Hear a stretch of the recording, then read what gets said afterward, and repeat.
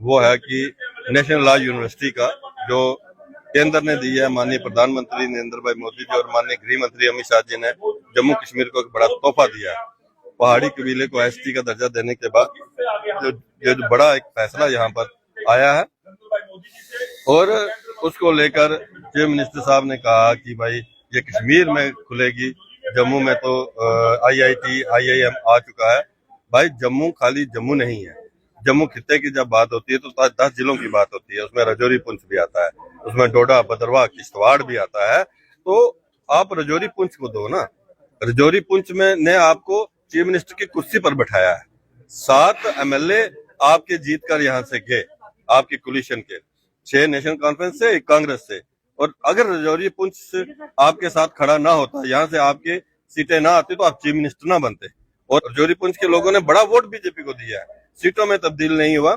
अगर राजौरी पुंछ 5 से 6 सीटें भारतीय जनता पार्टी को देती तो chief minister Bharatiya Janata party का होता और तय था कि भाई ये जो नेशनल लॉ यूनिवर्सिटी हमारे माननीय प्रधानमंत्री नरेंद्र भाई मोदी जी ने दी है और राजौरी पुंछ के किसी भी कोने में वो जो है वो खुलना था, चाहे वो पुंछ में खुलती, चाहे सोनकोट, चाहे मेंढर, चाहे बुद्धल, चाहे नौशहरा, चाहे कालाकोट, कोई भी हिस्सा है कहीं भी खुलती तो राजौरी पुंछ को एक बड़ा बूस्ट मिलता। मैं चीफ मिनिस्टर साहब को ये कहना चाहूंगा कि ये यूनिवर्सिटी राजौरी पुंछ में ही खुलनी चाहिए। और राजौरी पुंछ जो है इसका जो है हक रखता है, उसको उसका हक आप दें, क्योंकि राजौरी पुंछ ने आपको चीफ मिनिस्टर बनाया है और आज आप राजौरी पुंछ की बात नहीं करते।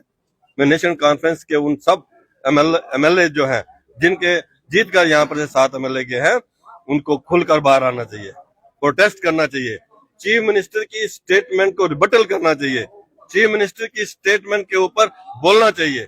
आप ठीक बात है कि आप एक चीफ मिनिस्टर जो नेशनल कॉन्फ्रेंस की सरकार के अंदर एमएलए और मंत्री हैं, इसका मतलब ये नहीं है कि राजौरी पुंछ के लोगों को आप कत्ल करेंगे और राजौरी पुंछ के लोग आपको कत्ल करने की इजाजत देंगे।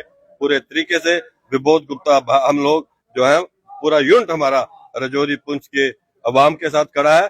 जो भी फैसला होगा, जो भी सिविल सोसाइटी फैसला लेगी राजौरी पुंछ में ये लॉ यूनिवर्सिटी लाने का, हम सब लोग उनके साथ खड़े हैं।